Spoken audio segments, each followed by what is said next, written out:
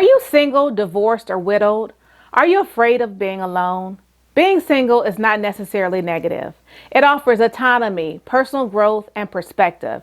It's during our aloneness that we oftentimes find ourselves, our perspective, and our passion. If you're trying to navigate a single season in your life and want to know how to maximize this time, stay tuned.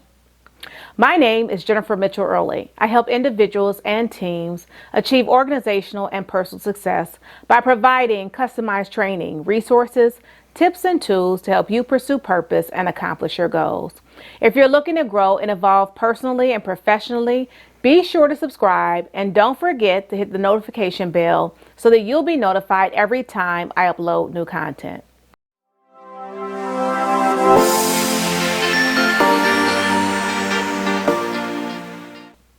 I'm divorced. I've been divorced and single for many years. Initially, my decision to remain single was predicated on the fact that I had a young daughter. My marriage was toxic and I didn't want to have another man around my daughter, so my original thoughts were I'll wait to entertain serious relationships until my daughter is older or no longer in my home. It didn't take long for my family and friends, even my daughter, to wonder why I wasn't dating anyone. I was dating, but nothing and no one seriously. In many ways, our society views being single as a stigma. There's a deep-rooted belief in our culture that being single is a result of something negative the person is doing that reflects their value and worth. Before age 25, being single is considered more acceptable for women, but after reaching that age, women feel scrutinized by friends and family members and others for their singlehood. Mainstream media also enforces these ideas, portraying female protagonists who are hyper-focused on finding a man and ending with the majority of those characters getting married.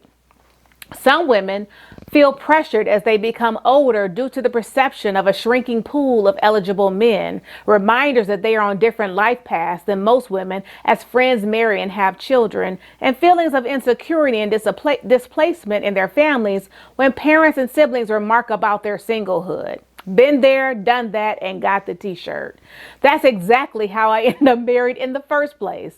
I was well educated, going back to school to pursue my doctorate degree, an elected official with a successful career, but I wanted more. I wanted to get married. I wanted to have a baby. I wanted what every little girl is raised to believe that she wants: a husband, home, 2 kids, a dog, and the white picket fence. Well, what can I say? I wanted the happily ever after. After I divorced, there were times that I entertained being in a relationship, but I was unwilling to play games and deal with the BS that never seems to end no matter how old you get. I guess being a player, like everything else, is relative. Anyway, as time moved on, I realized that I loved myself and my life too much to sacrifice my peace and contentment just so that I would no longer be single. While there are many men and women who are perfectly happy living alone, there are others who may be struggling. Being alone and lonely are two distinct experiences, even though they both relate to being without others.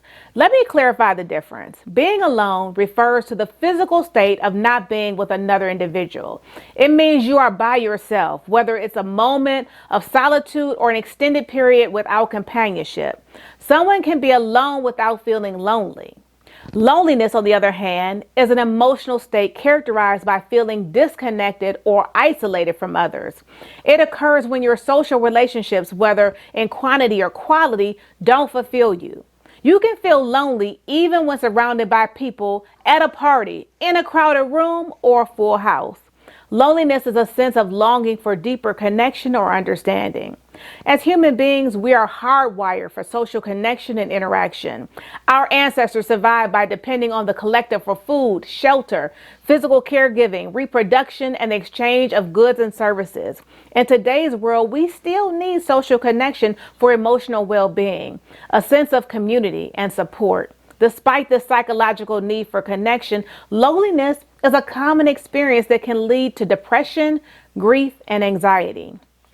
Combating loneliness is not a one-size-fits-all solution. Rather, it's highly personal. When my daughter left for college, I struggled as an empty nester. The house was super quiet, and I didn't know exactly what to do with myself. My world had revolved around hers for 18 years. I missed her constant presence and demands on my time and attention. But I eventually fell into my own rhythm, getting to know me again. Here are some things that you can do to feel a little less lonely and more confident and connected.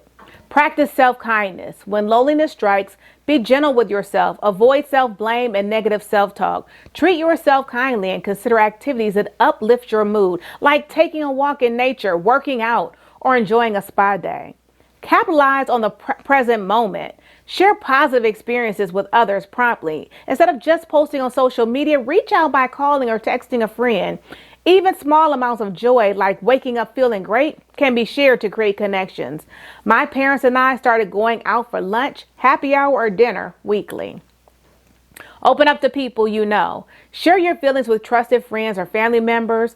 Vulnerability can lead to deeper connections and alleviate loneliness. Take it slow. Building relationships takes time. Don't rush. Allow connections to develop naturally. Be patient and give yourself space to form meaningful bonds. Make new connections. Attend social events, join clubs, or participate in group activities. Seek out opportunities to meet new people and expand your social circle. Avoid comparing yourself to others. Loneliness often arises from comparing ourselves to others. Remember that everyone has their unique journey. Focus on your own growth and well-being, and for goodness sake, take a break from social media. Look at yourself. Prioritize self-care. Get enough rest, eat well, exercise, and engage in activities that will bring you joy. A healthy body and mind contribute to better emotional well-being. And learn to be comfortable alone. Embrace your own company. Cultivate self-awareness and find joy in solitude. Engage in activities that nourish your soul, whether it's reading, painting, or meditating. Many people try to run away from loneliness. They busy themselves with needless things like second jobs or extra hours at work when they don't need the money as a way to stifle loneliness. Busying yourself might help you forget you're lonely for a bit, but you'll only end up feeling worse in the end. The key is to slow down for a bit and focus on something you really love or something you've always wanted to do. Solitude, when embraced intentionally, can be a powerful form of self-care that contributes to our well-being by connecting with yourself. In moments of solitude, we have the opportunity to direct our attention inward. Rather than focusing on external relationships, we can engage in self-care and self-discovery. By engaging in solitary pursuits, whether it's getting a hobby, reading for pleasure, or spending time in nature alone, we can genuinely enjoy our own company while doing things that interest us.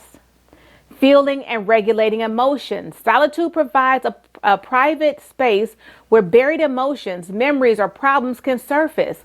Instead of avoiding distressing feelings, we can approach them with curiosity.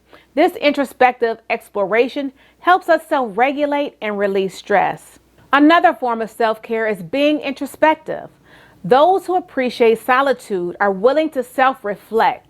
They consider their behavior patterns, reflect on their values, and contemplate the bigger picture.